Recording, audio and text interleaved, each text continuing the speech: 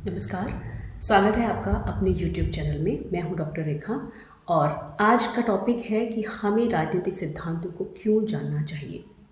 लेकिन इससे पहले मैं आपको एक बात याद दिलाना चाहती हूँ कि जो लास्ट वीडियो में मैंने आपसे एक क्वेश्चन डिस्कस किया था कि हमें पॉलिटिक्स से दूरी बनाकर रखनी चाहिए और जो भी सरकार के अच्छे बुरे का काम हैं उनको नज़रअंदाज कर उनके हिसाब से चलना चाहिए, या फिर राजनीति को समझकर, जानकर और एक जागरूक नागरिक बनकर व्यवस्था को, सरकार को और अपने समाज को बेहतर रूप देना चाहिए।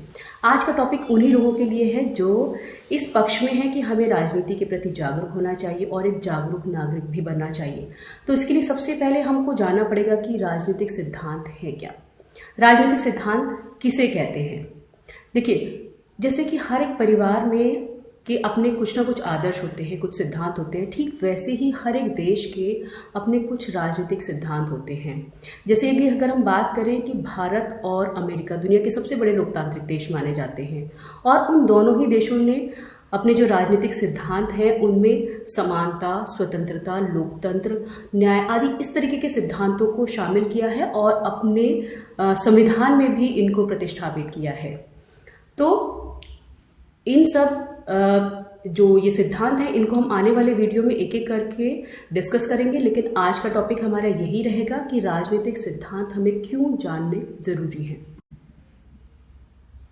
क्या हमें वाकई राजनीतिक सिद्धांत को समझने या जानने की ज़रूरत है, या फिर ये राजनेताओं के लिए नीति बनाने वाले नौकरशाहों या फिर संविधान और कानून की व्याख्या करने वाले वकील और जज और साथ ही पत्रकारों के लिए ज़रूरी है जो आए दिन नए अधिकारों की मांग करते हैं, साथ ही शोषण का पर्दाफाश करते हैं। तो फिर हमें समानता और स्वतंत्रता का मतलब जानने की क्या ज़रूरत है? हम लोग अधिकतर ऐसे ही सोचते हैं। लेकिन आप लोग मुझे एक बात बताइए, क्या हम लोग सभी लोग गणित नहीं पढ़ते हैं? जबकि हम लोग जानते हैं कि हम में से हर एक व्यक्ति ना तो इंजीनियर बनेगा और ना ही गणितज्ञ बनेगा, लेकिन इसके बावजूद भी हम ये सब भी जानते हैं कि गणित हमारी बेसिक लाइफ के लिए बहुत ज़्यादा ज़रूरी है।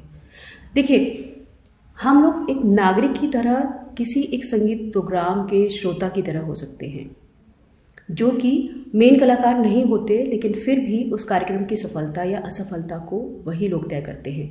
आपने कभी गौर किया होगा कि वो प्रोग्राम या फिर वो कलाकार बहुत अच्छे से परफॉर्म करते हैं जब लोग वो ये बात जान लेते हैं कि जो सुनने वाले जो श्रोता हैं वो इस कला के कद्रदान हैं और जानकार हैं। ठीक इसी तरीके से अगर हमारे नागरिक शिक्षित होंगे और जागरूक होंगे तो डेफिनेटली वो किसी भी सरकार को जनहित में काम करने के लिए विवश कर सकते हैं।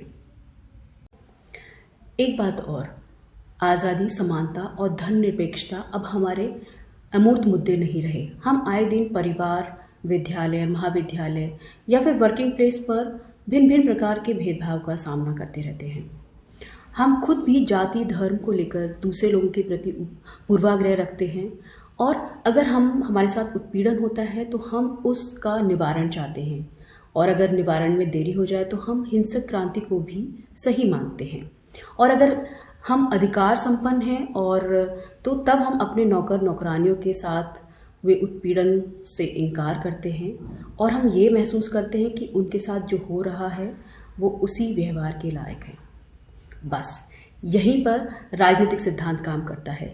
वो हमें समानता और न्याय के बारे में सही ढंग से सोचने पर एक दिशा देता है और हम सभी के हित में किस तरीके से करके उनके सभी के हित में तर्क वितर्क अच्छे से कैसे कर सकते हैं, यही हमें राजनीतिक सिद्धांत समझ देता है। तो आने वाले वीडियोस में हम ये जानेंगे कि राजनीतिक सिद्धांत कौन कौन से हैं। तब तक आप अपना ख्याल रखिए, खुश रहिए। नमस्कार।